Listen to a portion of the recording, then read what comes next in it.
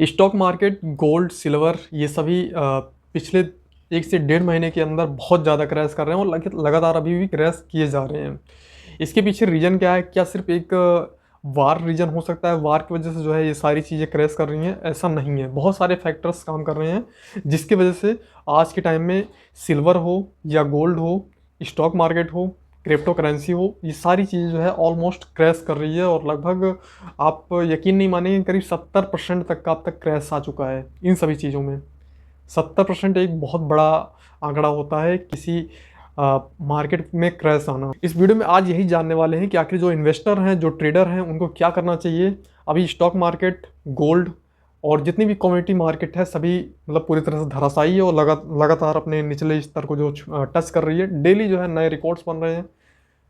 Almost stock market भी करीब 40 से 42% तक का क्रैश हो चुका है और वहीं पर अगर हम जो स्मॉल कैप स्टॉक्स हैं उनकी अगर बात करें तो भी करीब 70 से 75% तक का क्रैश कर गए हैं। यानी जो जिन्हें आप पेनी स्टॉक बोलते हैं वो भी 65 से 70% तक का क्रैश कर गए हैं। फिर ऐसा हो क्यों रहा है? इन सब के पीछे कारण क्या है? कारण इसमें बहुत सारे हैं, उन सब के बारे में जानेंगे। और जब पहले क्रैश आता था, जैसे मान चलिए स्टॉक मार्केट में क्रैश आया तो गोल्ड और सिल्वर ऊपर भागते थे, लेकिन अब ऐसा क्या है कि स्टॉक मार्केट भी क्रैश कर रहा है, गोल्ड और सिल्वर भी क्रैश कर रहा है। यानी कि इंक्लूडिंग कमोडिटी मार्केट के साथ साथ जो क्रिप्टो करेंसी है वो भी क्रैश कर रही है। अब यहाँ पर आपके पास कोई भी सेफ हैवेंस एसेट नहीं है जिसमें कि आप जो है एक जगह से पैसा निकाल कर दूसरी जगह पैसा आप डाल सकते हैं। यहाँ पर जितने भी इंस्ट्रूमेंट है सारे सारे क्रैश कर रहे हैं। इसके पीछे रीज़न जानना बहुत ज़्यादा ज़रूरी है और ये कब तक ये क्रैश चलने वाला है, कब ये क्रैश रुकेगा, इसके बारे में मैं आपको इस वीडियो में डिटेल में समझाऊंगा। अगर आप एक इन्वेस्टर हैं या फिर एक ट्रेडर हैं तो आप इस वीडियो को अंत तक देखिएगा। इस वीडियो के माध्यम से आज हम समझेंगे इंस्ट्रूमेंट है जो लगातार 1 से डेढ़ महीने से क्रैश कर रहे हैं, धीरे धीरे करके क्रैश कर रहे हैं और अब एक बड़ा क्रैश आ चुका है। चाहे गोल्ड हो, सिल्वर हो, स्टॉक मार्केट हो, क्रिप्टो करेंसी हो, ये सभी चीज़ें जो है लगभग क्रैश कर रही हैं। अभी आपको क्या करना चाहिए?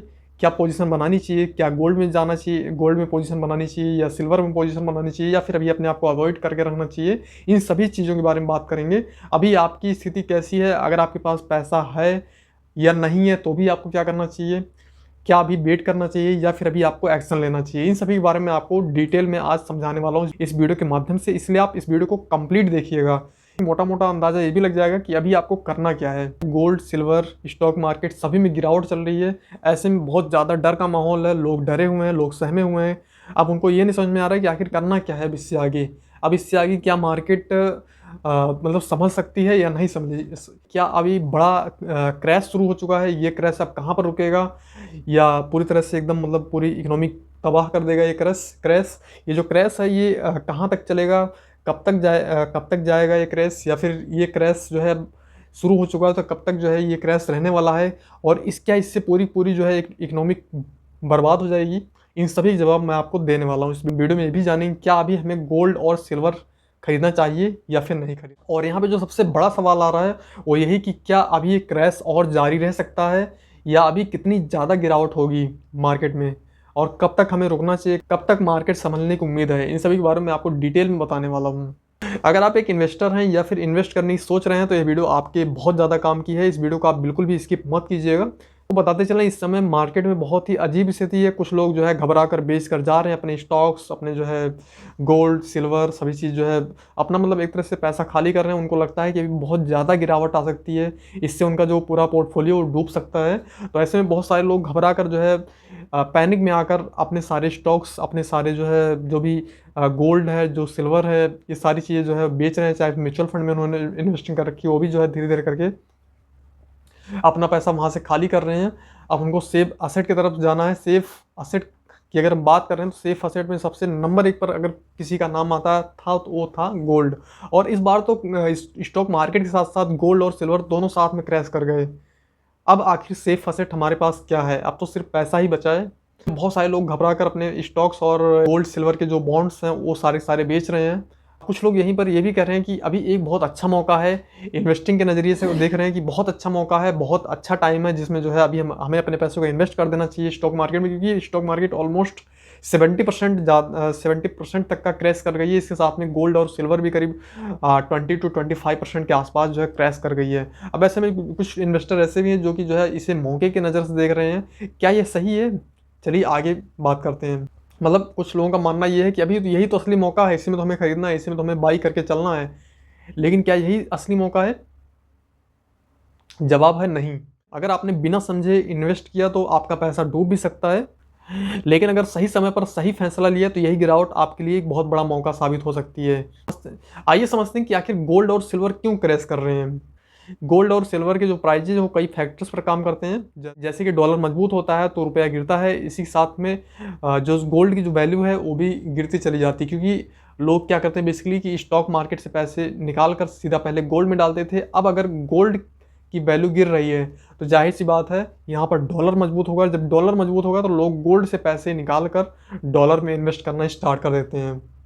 इसे ऐसा समझिए जैसे जब अमेरिकी डॉलर यानी जब अमेरिकी डॉलर जब मजबूत होता है तो गोल्ड और सिल्वर के प्राइजेज अपने आप ऑटोमेटिकली जो है डाउन होने लग जाते हैं, ऑटोमेटिकली प्राइस डिक्रीज होने लग जाते हैं। और ये कितना डिक्रीज हो सकता है इसकी कोई लिमिट नहीं है। फिलहाल अभी अमेरिकी डॉलर मजबूत हो रहा है और जो इन्वेस्टर्स हैं वो गोल्ड और सिल्वर से पैसा निकाल कर डॉलर में इन्वेस्ट कर रहे हैं। इस वजह से गोल्ड और सिल्वर के प्राइजेज लगातार ड्रॉप हो रहे हैं।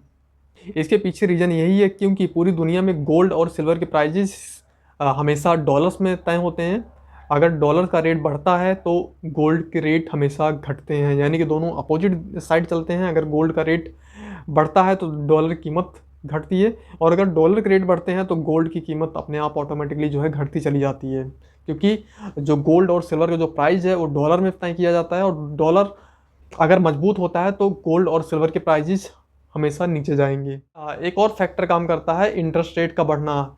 दुनिया के जो सबसे बड़े बैंक हैं जैसे कि फेडरल रिजर्व, अगर ये बैंक अपना इंटरेस्ट रेट बढ़ाते हैं तो लोग गोल्ड और सिल्वर से पैसा निकाल कर वो बैंक्स में एफडी करवाते हैं, जिससे कि उनको ज़्यादा से ज़्यादा हायर रिटर्न मिलते हैं।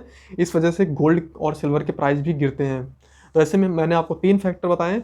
जब ये तीनों फैक्टर बनते हैं तब जाकर गोल्ड और सिल्वर के प्राइजेस ड्रॉप होते हैं, यानी कि गोल्ड और सिल्वर के प्राइजेस क्रैश करते हैं। जब यूएस फेड रिजर्व अपना इंटरेस्ट रेट बढ़ाता है तो लोग गोल्ड और सिल्वर से अपना पैसा निकाल कर सीधे तौर पर एफडी करवाते हैं, इसके साथ में बॉन्ड बाई करते हैं। इससे उनको ज़्यादा से ज़्यादा और एक निश्चित रिटर्न मिलता है, जिससे उनके अंदर एक अनसर्टेनिटी नहीं बनी रहती कि आज गोल्ड का प्राइस ये है, कल गोल्ड का प्राइस जो होगा। तो अनसर्टेनिटी से बचने के लिए ही अपने पैसे को गोल्ड और सिल्वर से निकाल कर सीधा बैंक में या तो बॉन्ड बाई कर लेते हैं या फिर जो है वो अपना एफडी करवा लेते हैं। जो सबसे बड़ा कारण है मुनाफा वसूली। जब बड़े इन्वेस्टर्स सिल्वर और गोल्ड में मुनाफा वसूली करने लग जाते हैं, यानी कि जब वो अपना प्रॉफिट बुकिंग करने लग जाते हैं सिल्वर और गोल्ड में, तब भी ऐसे क्रैशेस आ सकते हैं। लेकिन तब थोड़ा नॉमिनल क्रैशेस आएंगे, यानी कि हो सकता है 2, 5, 7, 10% का क्रैश आ सकता है। इस तरह से एक तरह से मतलब पूरी आंधी नहीं आती है कि पूरी तरह से जो है स्टॉक मार्केट भी गिर जाएगा, स्टॉक मार्केट भी क्रैश हो जाएगा, गोल्ड सिल्वर सभी चीज़ें जो है ऑटोमेटिकली सब क्रैश होती चली जाएंगी। इस तरह से आंधी नहीं आती है। हाँ, 10 से 12% तक की गिरावट आ सकती है गोल्ड और सिल्वर में, अगर वहाँ पर प्रॉफिट बुकिंग होती है तो। बड़े इन्वेस्टर्स, बड़े फंड हाउसेस की तरफ से अगर प्रॉफिट बुकिंग की जाती है तब छोटे क्रैशेस आ सकते हैं, जैसे कि 10 से 12% तक का मैक्सिमम क्रैश आ सकता है, इससे ज़्यादा क्रैश नहीं आता है। लेकिन अगर ये आंधी आई है तो इसके पीछे कई सारे रीज़न है, जैसे कि डॉलर मजबूत हुआ है और इसी के साथ में जो है कुछ इन्वेस्टर्स ने अपना प्रॉफिट बुक किया है, साथ ही साथ जो है जो मैंने और भी फैक्टर आपको बताए, डॉलर मजबूत हुआ है। इसके साथ में फेड रिजर्व ने अपने रेट्स जो है बढ़ा दिए हैं, अपने इंटरेस्ट रेट बढ़ा दिए, जिसकी वजह से लोग अपना पैसा गोल्ड और सिल्वर में से निकाल कर बॉन्ड्स और एफडी में अपना पैसा जो है इन्वेस्ट कर रहे हैं। चौथा और जो सबसे बड़ा कारण है मार्केट में वो है इकोनॉमिक अनसर्टेनिटी। अगर दुनिया में आर्थिक मंदी का डर लगातार बना हुआ है और ये डर लगातार आगे बढ़ रहा है, युद्ध है या फिर वॉर चल रहे हैं अलग अलग कंट्रीज़ में, तो ऐसे में आर्थिक मंदी का एक दौर आ जाता है, जिसकी वजह से ये सारे जो मेटल्स हैं इनकी प्राइजेस ऑटोमेटिकली जो है डाउन हो जाते हैं, क्योंकि यहाँ पर ख़रीदने वाले कम बचते हैं। जब आर्थिक मंदी का जब दौर आता है तो उस समय लोग पैसे को सेव करना ज़्यादा सही समझते हैं। अगर दुनिया में आर्थिक मंदी आती है तब भी ऐसी स्थिति बन जाती है जब गोल्ड और सिल्वर के प्राइजेस ड्रॉप हो जाते हैं, यानी कि व्यापारिक युद्ध या फिर 2 कंट्रीज़ में व्यापारिक युद्ध जब छिड़ जाता है तब, या फिर महंगाई ज़्यादा बढ़ जाती है, फिर मार्केट में बहुत ज़्यादा उतार चढ़ाव होता है, तब भी जो है ऐसी स्थिति बन जाती है जब मार्केट क्रैश कर जाता है और साथ के साथ गोल्ड और सिल्वर भी पूरी तरह से एकदम क्रैश कर जाते हैं। ऐसे में जो इन्वेस्टर वो यही सोचता है कि अभी मंदी का टाइम है, मंदी में अपने पैसे को सेव करके रखना है और सेव ऐसे करना है ताकि हमें लॉस ना होने पाए, इसलिए लोग अपना पैसा निकाल कर अपने पास रख देते हैं। जब मंदी का दौर वापस जाता है उसके बाद धीरे धीरे करके जो है मार्केट में हरियाली आती है। बहुत से लोग कहेंगे कि युद्ध का गोल्ड और सिल्वर से क्या संबंध है। युद्ध का गोल्ड और सिल्वर से संबंध ये है, लोग स्टॉक मार्केट से पैसे निकाल कर गोल्ड और सिल्वर में यानी कि सेफ हेवन्स एसेट्स में अपने पैसे को इन्वेस्ट करते हैं ताकि उनका पैसा सेफ रहे और उसके साथ में जो है बढ़ता रहे, यानी सेफ भी रहे और इंडेक्सेशन के साथ में बढ़ता भी रहे। तो इसलिए जो है जो इन्वेस्टर्स हैं वो युद्ध को देखते हुए अपना पैसा स्टॉक मार्केट से निकाल कर सिल्वर और गोल्ड में अपने पैसे को इन्वेस्ट करते हैं ताकि उनके पैसे की जो वैल्यू है वो बनी रहे और इन फ्यूचर कभी भी वो अपने पैसे की वैल्यू वापस पा सकते हैं गोल्ड और सिल्वर बॉन्ड या फिर गोल्ड को जो है बेचकर, क्योंकि गोल्ड को सेफ हेवन एसेट माना जाता है। जैसे रसिया और यूक्रेन का वार हुआ था तब भी जो है बहुत सारे इन्वेस्टर्स ने अपने पैसे स्टॉक मार्केट से निकाल कर गोल्ड में इन्वेस्ट किया था पैसा, जिससे कि उनके जो पैसे की वैल्यू है वो पैसे की वैल्यू नहीं जाती। या मान चलिए ये वॉर 2 साल 3 साल तक भी चलता तो भी उनको टेंशन नहीं था, क्योंकि उन्होंने अपने पैसे को एक सेफ हेवन एसेट में इन्वेस्ट किया था, यानी कि गोल्ड में इन्वेस्ट किया था। गोल्ड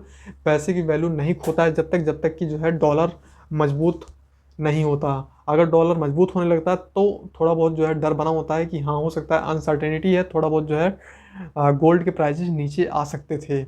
या रसिया यूक्रेन वॉर के बाद गोल्ड की कीमतें लगातार बढ़ी हैं, लेकिन वहीं पर जब युद्ध का डर कम होता है तब भी गोल्ड में थोड़ी बहुत गिरावट आ सकती है। अभी तक तो हमने बताया कमोडिटी मार्केट यानी कि गोल्ड और सिल्वर लगातार क्रैश कर रहे हैं। अब बात आती है कि स्टॉक मार्केट क्यों क्रैश कर रहा है। तो दुनिया में आर्थिक अनसर्टेनिटी है तो भी जो निवेशक है, जो इन्वेस्टर, वो डर जाते हैं। डरने के बाद वो अपने पैसे को निकाल कर एक सेफ हेवन एसेट्स में अपने पैसे को इन्वेस्ट करना ज़्यादा प्रॉफिटेबल समझते हैं, यानी कि उनको अपने पैसे को जो है अपने कैपिटल को सेव करना है तो स्टॉक मार्केट से अपने पैसों को निकाल कर वो सेफ हेवन एसेट्स में अपने पैसों को इन्वेस्ट करते हैं, जिससे कि उनकी जो पैसे की वैल्यू है वो लगातार बनी रहे। वहीं जो दूसरा फैक्टर है स्टॉक मार्केट के क्रैश करने का वो है इंटरेस्ट रेट, यानी जब बैंक इंटरेस्ट रेट बढ़ाते हैं। मैं यहाँ पर इंटरेस्ट रेट की बात कर रहा हूँ, लोन इंटरेस्ट रेट की बात कर रहा हूँ। जो कंपनियाँ लोन लेकर अपने बिजनेस को चलाती हैं, जब बैंक इनके इंटरेस्ट रेट बढ़ाते हैं तब भी इनके स्टॉक्स में जो है गिरावट देखने को मिलती है।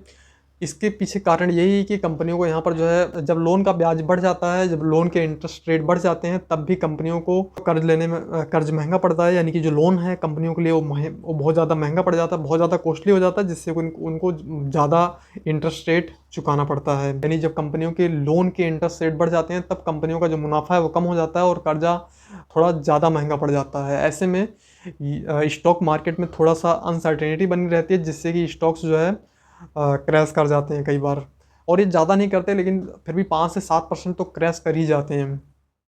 तीसरा और जो सबसे बड़ा कारण है वो है फॉरेन इन्वेस्टर सेलिंग, यानी कई बार ऐसा होता है कि इंडियन स्टॉक मार्केट में जो फॉरेन इन्वेस्टर्स हैं वो अपना पैसा निकालने लग जाते हैं। उनको कहीं और अपॉर्चुनिटी अगर नज़र आती है तो इंडियन स्टॉक मार्केट से अपना पैसा जब निकालते हैं तब भी स्टॉक मार्केट क्रैश कर जाता है, क्योंकि एक साथ जब बहुत सारा पैसा स्टॉक मार्केट से निकलता है, यानी एक साथ जब एक बहुत बड़ी सेल आती है, जब सेलिंग होती है तब भी स्टॉक मार्केट थोड़ा सा जो है अनसर्टेनिटी मोड में चला जाता है, जिससे कि स्टॉक मार्केट में थोड़ी सी गिरावट आपको देखने को मिल सकती है। तो ऐसे में ये भी एक फैक्टर है, जब कोई फॉरेन इन्वेस्टर अपना पैसा स्टॉक मार्केट से निकालते हैं तब भी स्टॉक मार्केट में बिकवाली देखने को मिलती है। बिकवाली की वजह से स्टॉक मार्केट अनसर्टेनिटी के तौर पर वहाँ जो है स्टॉक मार्केट में गिरावट देखने को मिलता है। चौथा और जो सबसे मेन कारण है स्टॉक मार्केट के गिरने का वो है ओवर वैल्यूएशन। कई बार हमने ये देखा है कि कुछ स्टॉक अपने हाई वैल्यू यानी कि ओवर वैल्यूएशन पर चले जाते हैं, यानी कि एक स्टॉक है एक्स, लास्ट ईयर में वो करीब 400 रुपीज़ का था, लेकिन इस साल उस स्टॉक ने 600 तक अपना हाई वॉल्यूम टच कर दिया। ऐसे में हम इसे कहेंगे ओवर वैल्यूएशन। बहुत ज़्यादा होता है कि पिछले साल अगर 400 तक ये स्टॉक था, 400 से इस साल 450 हो सकता था, लेकिन ये सीधा 600 पहुंच गया। अब ये जो 600 पहुंचा है इसे हम बोलेंगे ओवर वैल्यूएशन। ऐसे ही स्टॉक मार्केट में ओवर वैल्यूएशन जब हो जाता है तो थोड़ा सा करेक्शन आना सामान्य सी बात है। हो सकता है यहाँ पर आपको जो है 7 से 10% या 12% तक का भी आपको करेक्शन दिखाई दे, क्योंकि ये ओवर वैल्यूएशन को करेक्ट करता है मार्केट। कभी भी ये नहीं है कि आप एक बार जो है ओवर वैल्यूएशन हो गया तो उससे ऊपर ही भागेगा मार्केट। जब भी ओवर वैल्यूएशन होता है, यानी अगर किसी स्टॉक की एक्चुअल वैल्यू 450 रुपये है और उसकी करंट वैल्यू 600 रुपये तक पहुंच गई है तो उसका करेक्ट करना जायज़ है, क्योंकि यहाँ पर जो है स्टॉक वैल्यू करेगा, क्योंकि वो उसकी एक्चुअल वैल्यू नहीं है, वो सिर्फ एक रेस है जिसमें जो है वो एक हाई स्पाइक कर गई है, वो 600 पे पहुंच गया स्टॉक, लेकिन उसके जो एक्चुअल वैल्यू, जो एक्चुअल रेट है उसका, वो 450 रुपये ही है। 450 वैल्यू लाने के लिए मार्केट करेक्ट करेगा और वो 150 रुपये टूट कर 450 पे आएगा। इसे बोलते हैं एक्चुअल करेक्ट वैल्यू। अब अगला जो सबसे बड़ा सवाल है वो ये है कि ये क्रैश आखिर कब तक चल सकता है, इसके पीछे कारण क्या क्या हो सकते हैं और ये क्रैश कब जाकर खत्म होगा। ये सवाल आज के टाइम में हर इन्वेस्टर, हर ट्रेडर पूछ रहा है कि आखिर ये क्रैश कब तक चलने वाला है, कब हम एक सेफ ट्रेडिंग, कब हम एक सेफ इन्वेस्टिंग कर सकेंगे। तो दोस्तों सच ये है कि कोई भी व्यक्ति 100% सटीक टाइम नहीं बता सकता, सही समय नहीं बता सकता क्रैश है ये कब तक चलेगा, कब तक नहीं चलेगा। कभी तक आपको जो है इस तरह का माहौल आपको देखना पड़ेगा स्टॉक मार्केट के अंदर, या गोल्ड, सिल्वर, या जो भी अलग अलग कम्युनिटी है, चाहे फिर क्रिप्टो करेंसी, इसमें आपको कब तक ये सारी चीज़ें देखनी पड़ सकती हैं। इसके बारे में कोई भी व्यक्ति सटीक तौर पर नहीं बता सकता। हाँ, आकलन लगाना हर किसी का काम है, हर कोई आकलन लगा के आपको जो है एक एस्टिमेट बता सकता है कि हाँ ये जो क्रैश है ये 1.5 महीने तक चलेगा, या 15 दिन तक चलेगा, या 20 दिन तक चलेगा, ऐसे हर कोई बता सकता है। लेकिन हम जब इसकी हिस्ट्री में जाके जब चेक करते हैं तो हिस्ट्री हमें ये बताती है कि जो क्रैश है ये बहुत कम टाइम के लिए आता है, या कहीं ये यूँ कह लीजिए एक टेम्पररी क्रैश होता है, जो कि बहुत ज़्यादा जो है 15 से 18 दिन तक के लिए जो है ये क्रैश रह सकता है। जिसमें से अगर हम बात करें तो 12 से 15 दिन इसमें बीत चुका है। हो सकता है एक आध हफ्ते के अंदर जो है मार्केट दोबारा से ऊपर की तरफ करेक्ट कर जाए, और करेगी ही करेगी। अब इसमें जो है चाहे गोल्ड की बात हो, सिल्वर की बात हो, या फिर जो है क्रिप्टो करेंसी की बात हो, ये सभी चीज़ जो है दोबारा से करेक्ट करेंगी, वो भी 1 से 1.5 हफ्ते के अंदर। क्योंकि कोई भी चीज़ एक बार ऐसा नहीं है कि क्रैश कर रही हो तो हमेशा क्रैश ही करेगी। बस जो है आप इंतज़ार कीजिए, अब यही सही समय है जिसमें जो है अब ये मार्केट धीरे धीरे करके करेक्ट होना शुरू हो चुकी है एक तरह से। अब एक सबसे बड़ा क्वेश्चन ये है कि क्या अभी हमें गोल्ड बाई करना चाहिए या नहीं, क्योंकि बहुत सारे लोगों के पास भी जो है पैसा है, और बहुत सारे इन्वेस्टर, बहुत सारे ट्रेडर ये पूछ रहे हैं कि क्या अभी हमें गोल्ड बाई करना चाहिए या फिर नहीं करना चाहिए। तो मेरा आपको सिंपल सा सजेशन यही है कि अगर आप एक लॉन्ग टर्म इन्वेस्टर हैं तो आपको थोड़ा थोड़ा करके जो है गोल्ड को अब बाई करना स्टार्ट कर देना चाहिए, क्योंकि गोल्ड ऑलमोस्ट 15 से 20% से ज़्यादा टूट चुका है। अब यहाँ से गोल्ड धीरे धीरे करके करेक्ट होगा। अब ऐसे में आपको मेरा यही सजेशन है कि आप थोड़ा थोड़ा करके जो है आप बाई करते चलें। आप एवरेजिंग के जरिए जो है आप एक अच्छा एवरेजिंग कर सकते हैं गोल्ड और सिल्वर में। अगर आप गोल्ड और सिल्वर को लॉन्ग टर्म के लिए होल्ड करना चाहते हैं तो आप अभी से थोड़ा थोड़ा करके पैसा डेली थोड़ा करके आप जो है इन्वेस्ट करते चलिए। ये लॉन्ग टर्म में आपको अच्छा बेनिफिट दे सकता है। जब भी गिरावट आए तब भी आप थोड़ा सा खरीदिए। जैसे आज आपने कुछ 5,000 रुपये का खरीद लिया, कल आपने जो है 5 से 7,000 रुपये का खरीद लिया। ऐसे ही जब देखिए कि थोड़ा और करेक्ट हो चुका है मार्केट, तब भी आप ऐसे ही गोल्ड में, ऐसे ही आप जो है स्टॉक मार्केट में स्टॉक्स के लिए भी अप्लाई कर सकते हैं। थोड़ा थोड़ा करके स्टॉक्स लीजिए और कोशिश करिए वैल्यूएबल कंपनी की स्टॉक्स उठाइए। अब वैल्यूएबल कंपनी जैसे कि एशियन पेंट हो गई, टाटा मोटर्स हो गई, अशोक लीलैंड हो गई, जो बड़ी कंपनीज हैं जिनकी अच्छी खासी मार्केट कैप है, उन कंपनी को स्टॉक्स उठाइए, क्योंकि उन कंपनियों की स्टॉक्स अब जितने करेक्ट होने थे उतने करेक्ट हो चुके हैं। अगर करेक्ट होते भी हैं तो उसमें आप एवरेजिंग कीजिए। आप कोशिश कीजिए कि जो है रोज़ थोड़ा थोड़ा करके जो है इसमें आप होल्डिंग बनाएं। फिर चाहे वह कमोडिटी मार्केट की बात हो, गोल्ड सिल्वर की बात हो, या फिर जो है स्टॉक मार्केट की बात हो। अगर आप स्टॉक मार्केट में ये सोच रहे हैं कि जो है हम अभी पैसा लगाएं या ना लगाएं, तो भी मेरा आपको यही सजेशन है, आप थोड़ा थोड़ा करके पैसा वैल्यूएबल स्टॉक्स में लगाइए। ये नहीं कि पैनी स्टॉक के पीछे आपको नहीं भागना है। पैनी स्टॉक कुछ नहीं होता है, पैनी स्टॉक आपको ले डूबेगा। इसलिए आपको हमेशा वैल्यूएबल स्टॉक्स पे पैसा लगाना है, जो वैल्यू प्रोवाइड करते हैं स्टॉक्स, जो बड़ी कंपनियों के स्टॉक्स हैं, सिर्फ उसी में अपने पैसों को इन्वेस्ट करना है। थोड़ा थोड़ा करके एवरेजिंग करना है आपको, ताकि आप एकदम से अपना पैसा आपको इन्वेस्ट नहीं करना है, चाहे फिर गोल्ड हो, सिल्वर हो, या फिर स्टॉक मार्केट हो। कुछ लोग ये भी कह रहे हैं क्या अभी हमें सिल्वर खरीद लेना चाहिए, क्योंकि सिल्वर ऑलमोस्ट बहुत ज़्यादा गिर चुका है। गोल्ड जितना नहीं गिरा उससे कहीं ज़्यादा सिल्वर गिर चुका है। तो एक बात बता दूं, सिल्वर बहुत ज़्यादा वॉलेटाइल है, इसलिए आप कोशिश कीजिए कि ज़्यादा नहीं, अपने पूरे पोर्टफोलियो का 8 से 10% ही रखिए सिल्वर में, क्योंकि सिल्वर बहुत ज़्यादा वॉलेटाइल होता है। कब कितना चढ़ जाए इसका किसी को अंदाज़ा नहीं, कब कितना गिर जाए इसका भी किसी को भी कोई अंदेशा नहीं होता है। इसलिए आप कोशिश कीजिए कि बहुत कम, यानी कि 8 से 10%, पूरे पोर्टफोलियो का सिर्फ 8 से 10% ही सिल्वर के अंदर इन्वेस्ट कीजिए। सिल्वर थोड़ा ज़्यादा वॉलेटाइल होता है, और जब एक मार्केट में जब एक बुल रन आता है तब सिल्वर आपको गोल्ड से ज़्यादा रिटर्न दे सकता है। जो लोग डर कर भाग जाते हैं वो अपना मौका खो देते हैं। जो लोग यहीं पर समझदारी से काम लेते हैं, समझदारी से इन्वेस्टमेंट करते हैं, वही लोग आगे चलकर अच्छा खासा मुनाफा बनाते हैं मार्केट से। बाकी ये वीडियो कैसी लगी हमें कमेंट सेक्शन में ज़रूर बताइएगा दोस्तों। ये वीडियो देखने के लिए आपका बहुत बहुत धन्यवाद। नमस्कार दोस्तों।